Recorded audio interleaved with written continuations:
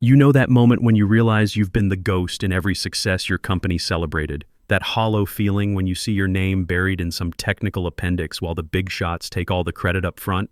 That was me sitting in the break room at 7:30 a.m. staring at my coffee like it held the answers to 25 years of getting passed over. Name's Roger Bennett. I'm 52, been grinding away as senior manufacturing engineer at Bennett Industrial Solutions since I got out of the Army in 1998. Yeah, the company's got my last name on it because my grandfather started this place back in 1952. Built it from nothing into one of the Midwest's premier automotive parts manufacturers, employing 340 people across 2 shifts. 3 generations of Bennett's kept the lights on, kept the workers employed, kept the orders flowing to Ford and GM. But here's the thing nobody talks about in family businesses: just because your name's on the building doesn't mean you get a seat at the big table. Not anymore. I joined straight out of the service, where I'd spent 8 years fixing everything from Humvee transmissions to generator systems in places I can't pronounce. The Army taught me that complex problems usually have simple solutions if you understand how things actually work.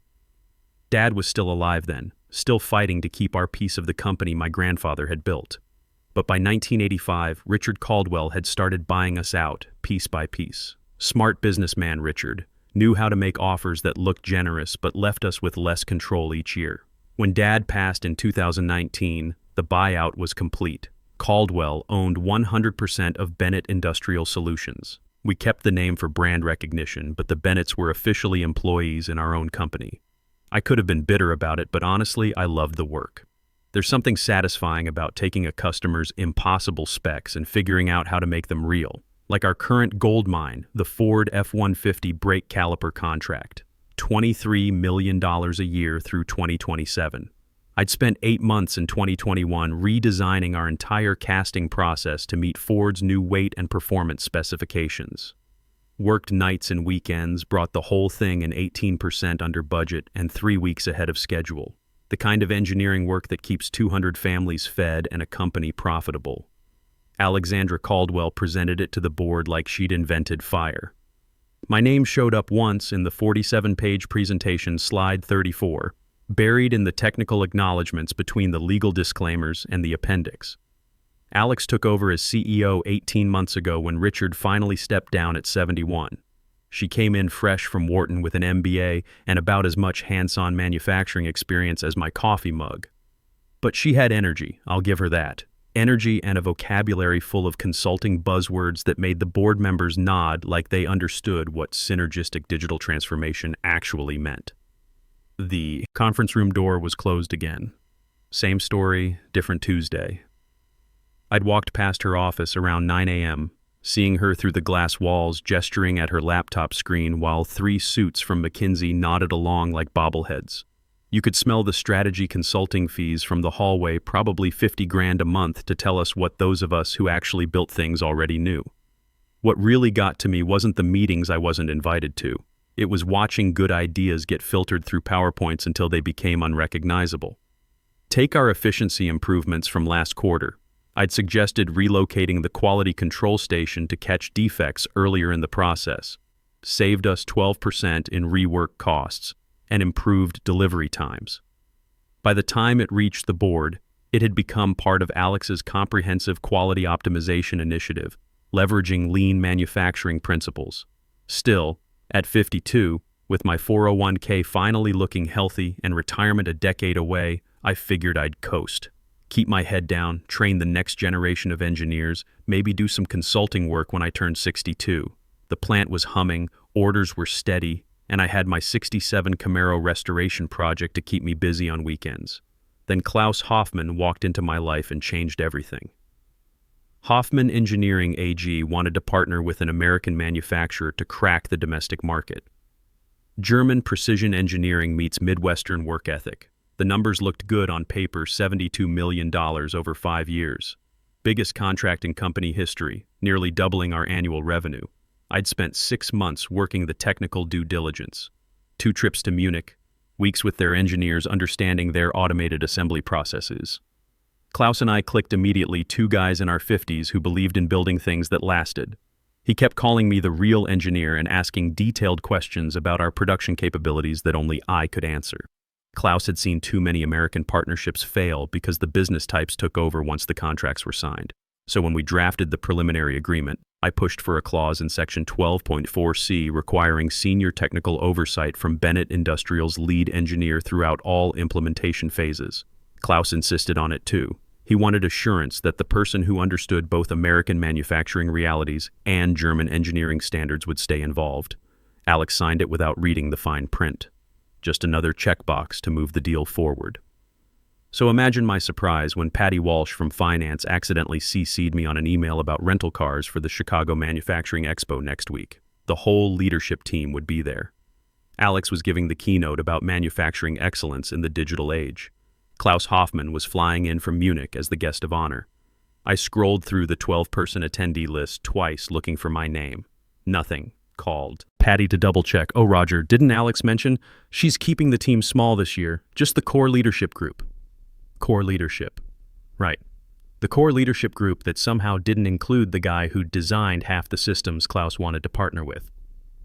That evening, sitting in my garage with the Camaro's engine torn apart on my workbench, I got an email that would change everything. Subject line, Speaking Opportunity, Chicago Manufacturing Expo. Usually I delete those conference invitations within seconds. Get them a few times a year from trade organizations looking to fill Thursday afternoon panels. But something made me click this one open. They wanted me to speak about traditional manufacturing excellence in the modern era. Thursday morning, main stage, right after Alex's keynote. The timing wasn't coincidence. Someone had done their homework about who actually knew what at Bennett Industrial. Klaus Hoffmann was listed as a confirmed attendee for my session. I stared at that email for 20 minutes, engine parts spread across my workbench, grease under my fingernails. For the first time in months, I smiled. Sometimes the best revenge is just showing up where you're supposed to be. I accepted the invitation without telling a soul at Bennett Industrial, used 2 personal days, booked my own room at a Holiday Inn, loaded my pickup truck with presentation materials I'd been developing for internal training sessions. No company credit card, no travel approval forms, no corporate oversight. Just me and my 25 years of actual experience heading to McCormick Place. The expo was exactly what I expected: 60,000 square feet of the latest manufacturing technology, robotics demonstrations, and trade show booths stretching beyond sight lines. Real engineers solving real problems, not consultant-heavy conferences where people talked about manufacturing instead of actually doing it. Wednesday afternoon, I checked in and spent hours walking the floor. Stopped by the Hoffmann engineering booth, impressive setup showcasing their latest automated assembly systems, integrated with quality control sensors. Klaus wasn't there yet, but his team was calibrating demonstrations for Thursday's sessions. I introduced myself to their lead technician, a guy named Werner who'd been with Hoffmann for 15 years. We talked shop for 30 minutes about pneumatic systems and tolerance control. Real engineering conversation. That evening at the hotel bar, I ran into Michael Torres, our plant operations manager, and Rick Anderson from the local union. They were attending sessions on workplace safety technology and new OSHA compliance requirements. "Roger, what brings you here?" thought Alex said only leadership was coming. "I'm speaking tomorrow morning, manufacturing excellence session." Michael's eyebrows went up. "Does Alex know?" "She will." Around 8 p.m., Alex and her entourage swept into the hotel restaurant like they were arriving at a merger announcement. 3 McKinsey consultants, 2 board members, and Janet from marketing, all dressed for a corporate gala instead of a manufacturing conference. Alex spotted me immediately at the bar. Her expression cycled through confusion, annoyance, and calculation before settling on forced professional courtesy. She approached alone, leaving her team at their reserved table. "Roger, I wasn't aware you'd be attending. Speaking tomorrow. About manufacturing excellence, the kind that actually works. We should coordinate our messaging. My keynote covers similar themes." I took a sip of my beer. "I'm sure it does. Perhaps we could review your presentation tonight. Ensure consistency." "Nothing to review, Alex. I'll be talking about real engineering solutions to real manufacturing challenges. Same stuff I've been doing for 25 years. Behind her, the consultants were checking their phones and whispering, probably calculating billable hours for crisis management.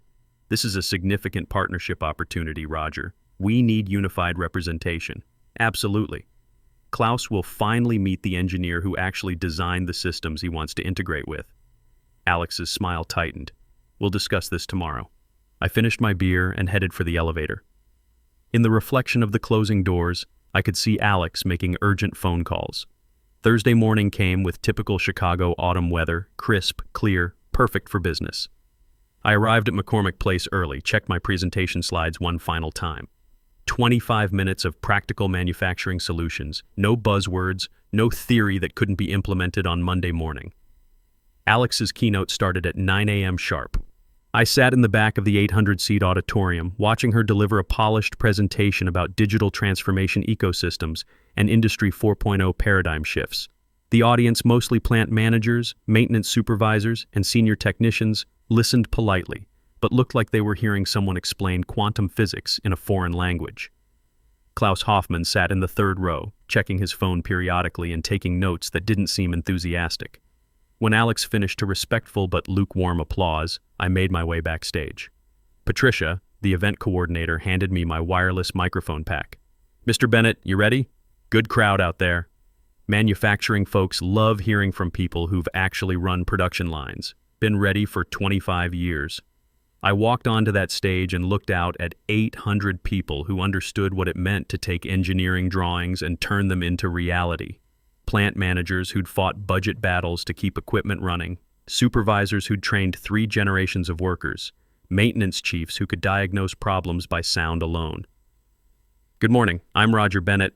I've been building things for 25 years and I want to talk about manufacturing that actually works, not manufacturing that sounds good in PowerPoint presentations." The audience leaned forward. These people knew the difference.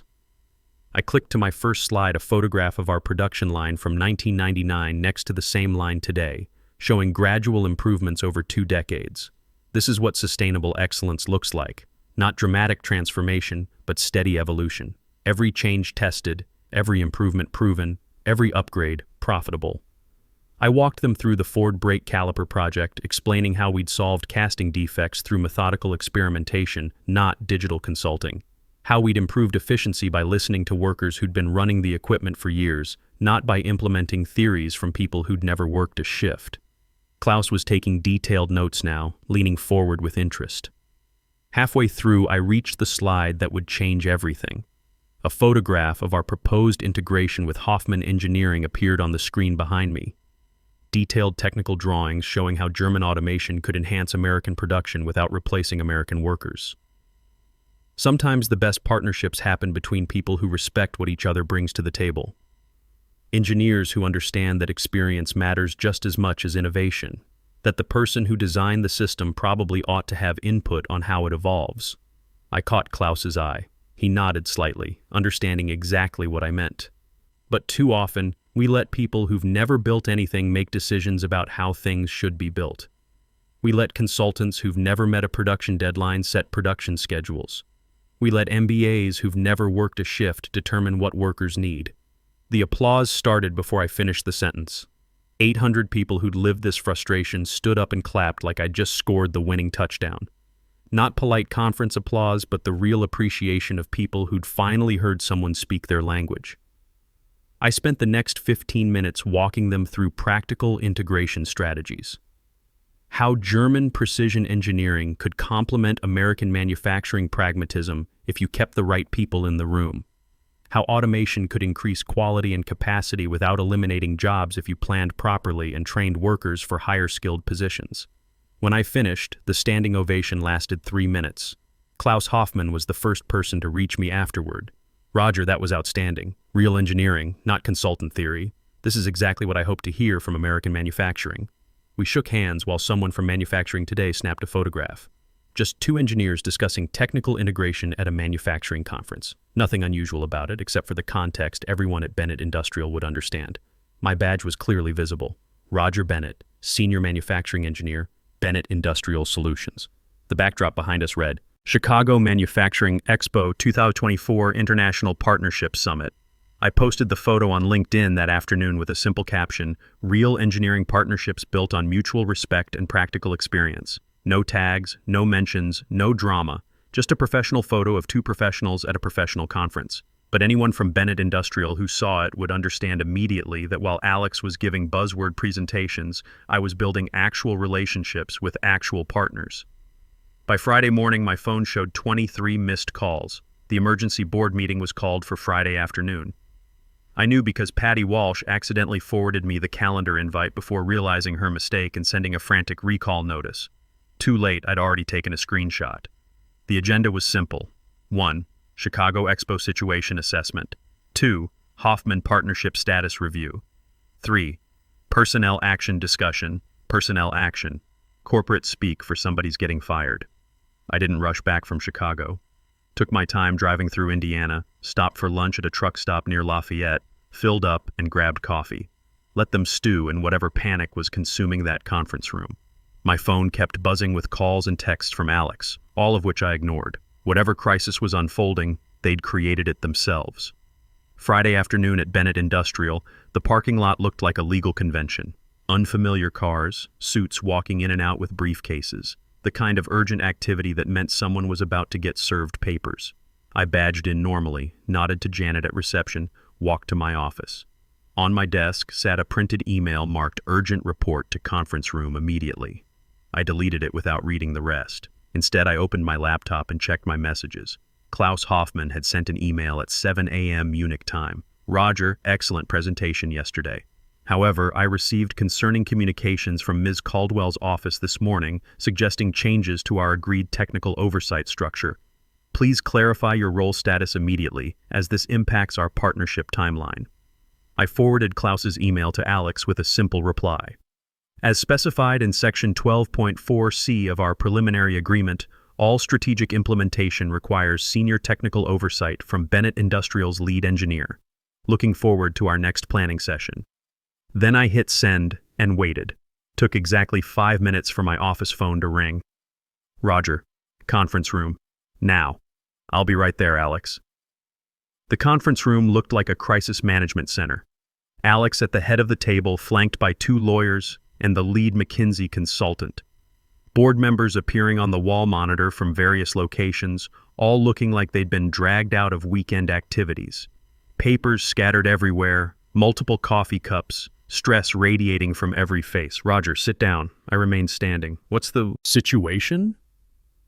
The senior lawyer, a sharp-dressed woman from downtown Chicago, slid a document across the polished table. Mr. Bennett, this is formal notification regarding unauthorized representation of company interests at yesterday's conference. I glanced at the papers without touching them. Unauthorized? I was invited to speak about manufacturing excellence. Last I checked, that's what I do. You implied authority to speak for Bennett Industrial without proper clearance. Did I? I introduced myself as Roger Bennett, Senior Manufacturing Engineer, which is exactly what my badge says. I discussed manufacturing techniques I've developed over 25 years of experience. All factual. Alex was turning red. You compromised our Hoffman relationship. Klaus is asking questions about your role that we can't answer without disrupting our strategic messaging. Can't answer? That's interesting, because the contract you signed 6 months ago answers them pretty clearly. I pulled out my phone, opened the partnership agreement PDF, and read Section 12.4c aloud to the room. All strategic planning and implementation phases require senior technical oversight from Bennett Industrial's lead manufacturing engineer due to unique knowledge of integrated American-German manufacturing protocols. The room went silent, except for the air conditioning humming overhead. You signed this, Alex. Klaus insisted on it. I negotiated it. And now you're upset because Klaus expects the agreement to be honored? One of the board members on the monitor cleared his throat. Roger, help us understand Klaus's specific concerns. What exactly did he communicate? I shared Klaus's email on the room's display system, letting them read his questions about concerning communications and changes to the technical oversight structure. Klaus isn't stupid. He's been burned before by American partnerships where the engineers got sidelined once the contracts were signed. He came to Chicago expecting to work with the people who actually understand both manufacturing cultures, not to hear consultant presentations about synergistic paradigm shifts. Alex was whispering urgently with the lawyers, while the McKinsey consultant frantically flipped through contract documents. The fact is, I continued, you can't complete this deal without honoring the oversight clause. Not because I'm irreplaceable, but because you legally committed to including senior technical leadership in all implementation phases. Klaus won't move forward if he thinks you're cutting out the engineers he needs to work with. That's when my phone buzzed with a new email. The sender made everyone in the room tense up. Hoffman Engineering Legal Department. Well, this should be interesting, I said, opening the message and reading it silently first. The room waited while I scrolled through 2 paragraphs of formal German legal language translated into precise English. Klaus has made his decision, I announced, looking around the conference table. Hoffman Engineering is suspending all partnership negotiations with Bennett Industrial Solutions effective immediately. They're citing concerns about organizational transparency and adherence to agreed technical oversight protocols. Alex went pale. $72 million? Gone, I nodded. Because you couldn't stand having the guy who actually built the systems in the room when you discussed how to integrate them with German engineering. The board members on screen started talking over each other. The lawyers huddled around their copies of the contract looking for escape clauses that didn't exist. The McKinsey consultant was already calculating how to spin this disaster into a learning opportunity for future client presentations. I walked toward the door, then turned back. Oh, there's one more thing. I got another email this morning. I pulled up the message on my phone and read the subject line aloud. Direct Technical Consulting Opportunity Hoffman American Engineering Partnership. Klaus wants to discuss a joint venture. Something about working directly with engineers who understand both manufacturing cultures. Apparently, he thinks American practical experience combined with German precision might work better without what he called unnecessary corporate intermediaries. The room erupted. Board members shouting through the video connection, lawyers demanding to see the consulting offer, Alex firing questions at consultants who suddenly had no answers about contract law or partnership negotiations. I left them to sort it out and walked back to my office. Over the weekend, I had 3 long phone conversations with Klaus. He'd been frustrated with American corporate culture for months, watching good engineering projects get buried under layers of business school theory.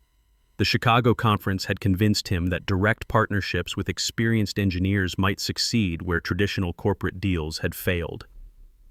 Monday morning brought Alex's resignation announcement. She was pursuing new opportunities in strategic consulting. The McKinsey team packed up their whiteboards and buzzword frameworks. The board hired Tom Richardson as interim CEO, a 30-year manufacturing veteran who'd started as a machinist and worked his way up through actual production experience. My phone rang Tuesday afternoon, Klaus calling from Munich. Roger, I have a proposal, Hoffman Bennett Engineering Solutions. 60-40 partnership, with you holding the American majority.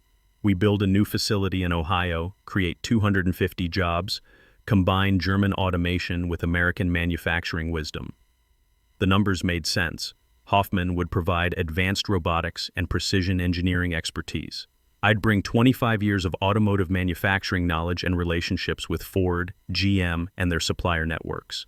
Klaus had already identified a 200,000 square foot facility in Dayton that could be operational within 8 months. What about Bennett? Industrial? I asked.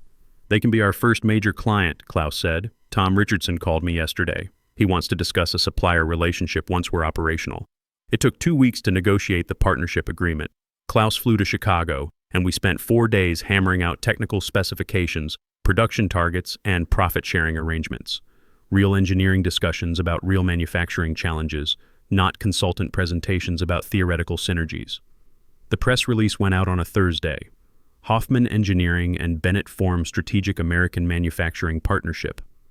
The announcement mentioned my role as Chief Technical Officer and co-founder, responsible for American operations and client relationships. That afternoon, I cleaned out my office at Bennett Industrial Solutions. 25 years of engineering drawings, project files, and manufacturing memories packed into 6 boxes. Tom Richardson stopped by as I was loading my truck. Roger, you know there's always a place here for you. I appreciate that, Tom. But it's time to build something new. He shook my hand. Klaus is lucky to have you. So are those 250 workers you'll be hiring. Friday evening, I sat in my garage with the Camaro finally reassembled, engine purring like it was meant to. My phone showed 47 LinkedIn messages from engineers wanting to join the new venture, 12 inquiries from potential clients, and 3 interview requests from manufacturing trade publications. The nameplate for my new office had arrived that afternoon. Roger Bennett, Chief Technical Officer, Hoffman Bennett Engineering Solutions. Sometimes the best revenge isn't revenge at all. It's just being exactly who you've always been and letting everyone else figure out they needed you more than you needed them. Sometimes it's walking away from people who never saw your value and building something new with people who do. At 52, I wasn't coasting toward retirement anymore. I was just getting started.